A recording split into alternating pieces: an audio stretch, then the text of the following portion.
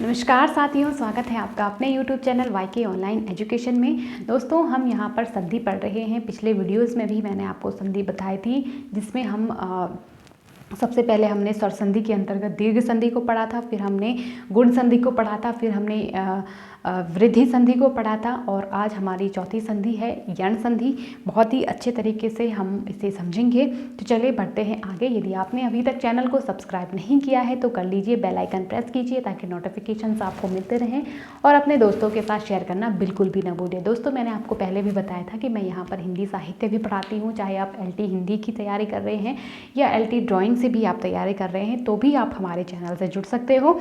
और उत्तराखंड के जितने भी एग्जाम्स हैं समूह क के अंतर्गत, उनके लिए हमारा विशेष सीरीज़ उत्तराखंड साहित्य के उत्तराखंड का जो सीरीज़ है GK का, वो भी हमारे यहाँ पे पढ़ाया जाता है, तो आप लोग उसे भी ज्वाइन कर सकते हो। ठीक है, तो चलिए बढ़ते हैं आगे। सबसे पहले देख लीजिए यण संधि हम आज पढ़ेंगे।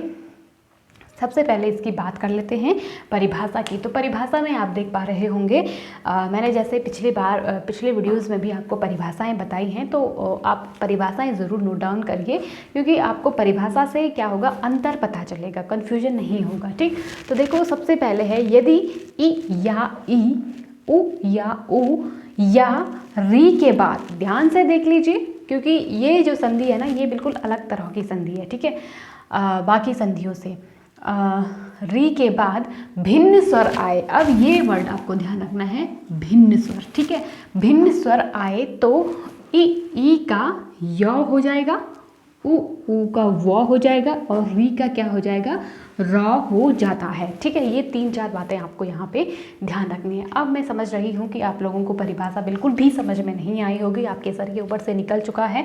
तो चलिए कोई बात नहीं, इसको मैं आपको समझाती हूँ। मैं यहाँ पर इसीलिए हूँ, आपको समझाने के लिए। तो चलिए उदाहरण से समझ लेते हैं। सबसे पहले मैंने बताया था, हम यहाँ पे परिभाषा को शॉर्ट फॉर्म में आपको समझाएंगे कि क्या कह रहा है। यदि इ या ई के बाद, तो वही चीज़ हम फिर से कर लेते हैं। यदि ई के बाद भिन्न स्वर, सबसे पहले हमें इसको ध्यान रखना है। ठीक है, पहले वीडियो में, पिछले वीडियोस में हम क्या कर रहे थे, यहाँ पर एक स्वर ले रहे थे प्लस दूसरा स्वर ले रहे थे, फिर हमारा कोई और स्वर निकल करके आ रहा था। लेकिन यहाँ पे क्या है, भिन्न स्वर। अब वो भिन्न स्वर कौन सा हो सकता है, देखिए। अब ई या ई, पहले तो इन दोनों को ही हम लिख लेते हैं। ठीक है, ई है, फिर इसके बाद भी क्या है, भिन्न स्वर, वही चीज़ है। ठीक, अब वो भिन्न स्वर कौन से हो सकते हैं, भिन्न स्वर का मतलब क्या समझते हो, इन दोनों के अलावा, यानी कि अगर इसके बाद यही स्वर आए तो वो तो वृद्धि संधि, वो तो दीर्घ संधि हो जाएगी। जब हमने पहली संधि पढ़ी थी, ई या ई का मेल अगर ई या ई से हो तो वहाँ पे हमेशा ई प्राप्त होता है। अगर हम ई के बाद ई कर लेंगे या ई करेंगे तो वो तो दीर्घ संधि हमारी हो जाएगी। लेकिन यहाँ पे कह रहे हैं भिन्न स्वर, तो अब वो भिन्न स्वर कौन कौन से हो सकते हैं देख लेते हैं। यदि ई का मेल अ से हो, ठीक है, अ होना चाहिए, आ होना चाहिए, ठीक है, और ई नहीं होगा, ये दोनों ही नहीं होंगे। ठीक है, ये भी ध्यान रखना आप। उ हो सकता है, ऊ हो सकता है, ठीक, ए हो सकता है, आई हो सकता है, ठीक, ओ औ भी हो सकता है, ओ हो सकता है, औ हो सकता है। ठीक है, वर्णमाला में जितने भी भिन्न स्वर हैं, इन दोनों के अलावा, ध्यान रखिएगा इस बात को। ठीक है, यहाँ भी सेम चीज, भिन्न स्वर किसको कह रहे हैं हम, ये सारे। तो इन दोनों का मेल, अगर ई का मेल अगर इनमें से, अब एक साथ इतने सारे तो नहीं आएंगे ना, या तो यही आएगा एक बार में, या तो ये आएगा, या ये आएगा, या ये आएगा, इस तरह से कोई भी एक आएगा, है ना।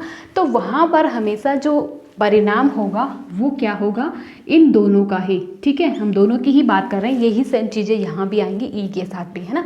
तो इन दोनों को के मेल से हमेशा प्राप्त होगा य। ठीक है, ये चीज़ आप समझ पा रहे होंगे। फिर दूसरा है उ। अब पहले हम ई का उदाहरण देख लेते हैं। हमें य प्राप्त करना है ना, हमें य का देखना है। तो सबसे पहले उदाहरण, क्योंकि अगर मैं सारी चीज़ें एक साथ बताऊंगी फिर आप कंफ्यूज हो जाओगे और समझ में नहीं आएगा। तो चलिए पहले ई का य कर लेते हैं। जैसे एक उदाहरण है, यदि धन अपि। ठीक है, एक शब्द है यदि धन अपि है, हम अक्सर इस शब्द का प्रयोग करते हैं। और इसको हमें मिला करके बनाना है। अब आप देख पा रहे होंगे य इन दोनों में ना तो यहाँ है, हमें बीच का स्वर परिवर्तन बीच में होना चाहिए, ठीक है। तो यहाँ पे य आपको बीच में कहीं भी नहीं दिख रहा है, जबकि आगे जब हम देखेंगे तो वो हमारा किस में बदल जाएगा, य में बदल जाएगा, ठीक। तो देखो यहाँ से हम पहले इसका स्वर ले लेते हैं, ठीक है। इस द में क्या है, एक की मात्रा है तो इसका स्वर ई हो जाएगा। अब यहाँ हमारा क्या है, ओ है। तो हमने क्या कहा था, ई का मेल यदि किसी भी भिन्न स्वर से हो तो ये भिन्न स्वर हमारा कौन सा है, ओ है, ठीक। तो अब इसका क्या होना है, य होना है, ठीक। अब जो ये ओ है ये इस य में मिल जाएगा, ठीक है। कैसे मिलेगा, ये हो जाएगा यद्यपि, ठीक। अब यहाँ पे आप जो ध दिख रहा है ना आपको, क्योंकि ये ध है इसने ये आधा हो गया है, ठीक है। और यहाँ पे य क्या हो गया है, हमारा पूरा हो गया है, ठीक। तो ये आप परिवर्तन देख पा रहे होंगे, जो ये य है ना, ये द में य लगा हुआ है, ठीक है। ये इस तरह से है, एक यहाँ पे द है और दूसरा यहाँ पे य है, ठीक है, ये बीच में। तो ये यद्यपि यहाँ पे इस तरह। दूसरा उदाहरण देख लेते हैं, फिर आपको और अच्छे से समझ में आ जाएगा। जैसे अत्यधिक है एक शब्द, अति धन अधिक,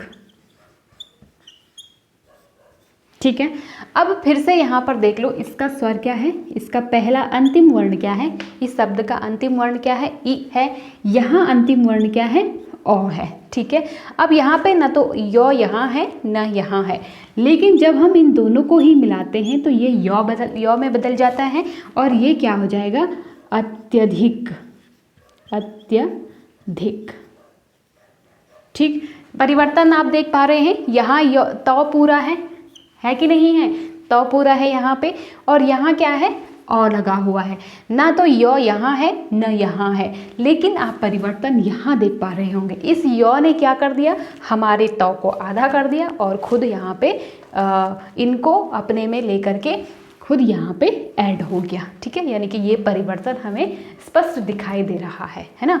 तो ये य हो गया। इसके बाद एक और उदाहरण देख लेते हैं हम। एक शब्द है प्रति धन एक, ठीक है।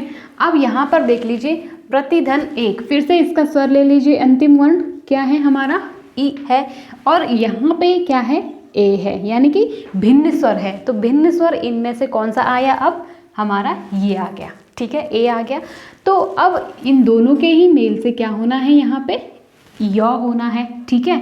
अब क्योंकि ए है तो ए की क्या होती है, अपनी एक मात्रा होती है, और हमने बताया था कि कोई भी स्वर जब किसी व्यंजन के साथ लिखा जाता है तो वो अपनी मात्रा के रूप में आ जाता है। तो वैसा ही यहाँ पर भी होना है, प्रतिधन एक। तो ये क्या बन जाएगा, प्रत्येक।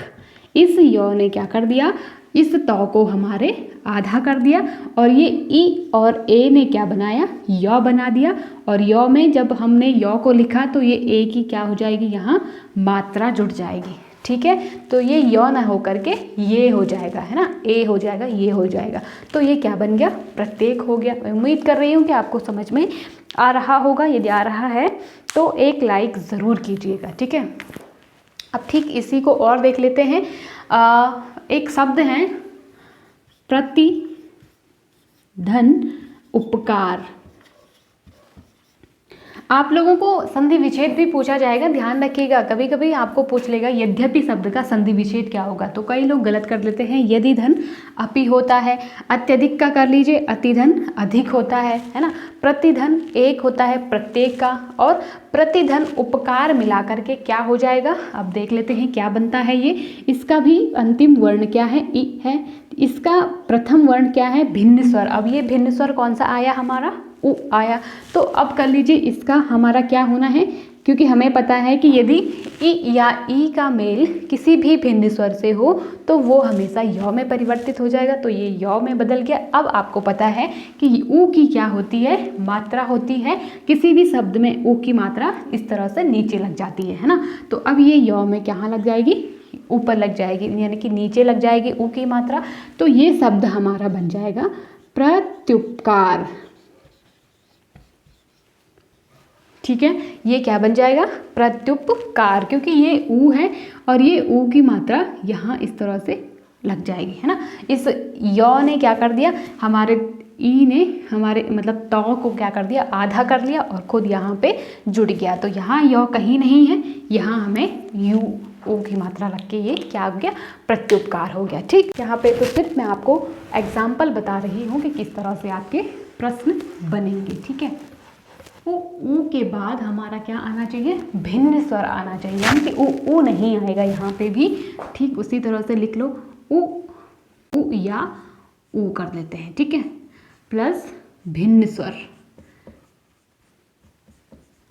अब वो भिन्न स्वर कौन कौन से हैं, ऊ को छोड़ करके हिंदी वर्णमाला में जितने भी स्वर हैं वो सब हो सकते हैं। ठीक है, ऊ को छोड़ करके, यानी कि भिन्न स्वर में यहाँ पे कौन कौन से आ जाएंगे हमारे, यहाँ पे ओ आ सकता है, आ सकता है, ठीक है, ई आ सकता है, ई आ सकता है, ऊ तो यहाँ है तो ये नहीं आएंगे। ठीक है, फिर इसके बाद क्या आ जाएगा, ए आ सकता है, आई आ सकता है। ठीक है, इस तरह से ओ औ भी आप चाहो तो लिख सकते हो। उदाहरण देख लेते हैं। सबसे पहले एक शब्द ले लेते हैं,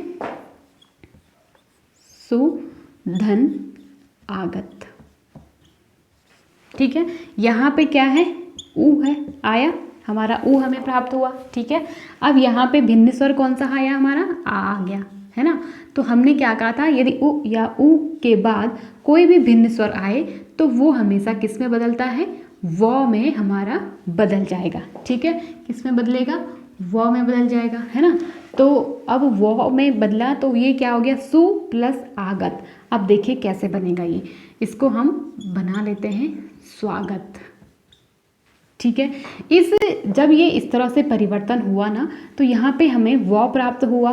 ठीक है, इस व ने क्या क्या, यहाँ पे आपको देख पा रहे होंगे, यहाँ ना तो व यहाँ है न यहाँ है। ठीक है, सु आगत, लेकिन यहाँ हमारा परिवर्तन होकर के वा जुड़ा हुआ है और हमारा स क्या हो गया है, आधा हो गया है। दूसरा उदाहरण देख लीजिए, अन्वेषण एक शब्द है, बहुत बार पूछा जाता है। ठीक है, अनु धन एषण, आपके पास इसकी वर्तनी भी पूछी जाती है। ठीक है, अनु प्लस, इसमें हालांकि अनु उपसर्ग भी लगा हुआ है, लेकिन कई बार क्योंकि इसमें संधि भी है तो क्योंकि परिवर्तन भी हुआ है तो ठीक है, इसमें देखो यहाँ पे अंतिम वर्ण कौन सा है, ऊ है, यहाँ पे ए है, इन दोनों को मिला करके हमारा क्या बनेगा, व बनेगा। अब क्योंकि ए है,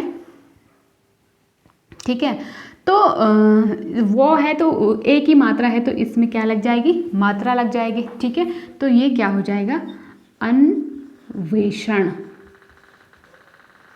ठीक है, अन्वेषण हो जाएगा ये।